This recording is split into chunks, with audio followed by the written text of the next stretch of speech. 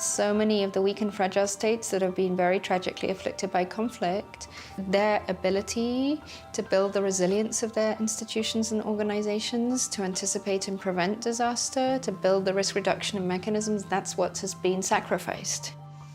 And so these are tragically also the countries where if you have a flood, if you have a hurricane, if you have an earthquake, they're not going to have that resilience and have their own capabilities to restore livelihoods and the daily lives of people and recover from that conflict. So we also see this confluence of the two issues, and I think we're going to see it with climate change. It's the countries that haven't had in place the environmental management practices that are going to be most afflicted by desertification and environmental damage. The biggest challenge the United Nations ever faced in terms of having a peacekeeping mission on the ground and then all of a sudden being faced with a disaster was the Haiti earthquake.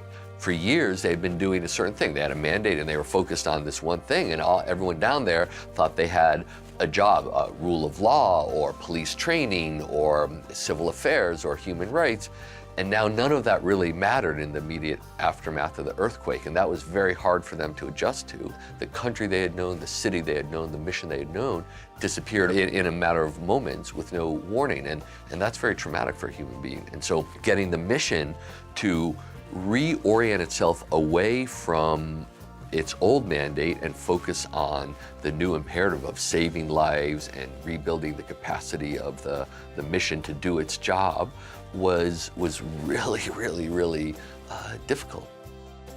The things that worked the most and that were most important was first, sort of very officially and explicitly, setting new objectives for the mission. We had to be very clear from the mission leadership to say, no matter how important the mandate of the mission was, right now we need to do something different. It is about saving lives, and it is about taking care of our own people, and it's about rebuilding the capacity of the mission to deliver. Those were the three objectives we had. That helped refocus people and their thinking and offices and structures and the whole mission. That was really important. Another really important and valuable step was getting good advice from mental health experts on how the mission leadership, how we should behave in order not to exacerbate the trauma that people had experienced, and instead help them through their healing process, because it's natural to be traumatized. It's how you then deal with that. And different things can make it worse for you and can embed the trauma deep inside you, or they can, depending on how you're treated, they can help you overcome it. And so we tried to, as a very explicit objective, help it was one of the three objectives we had, helping our colleagues heal. We tried to help them get through that traumatic phase so they could come back and become a highly productive member of the mission.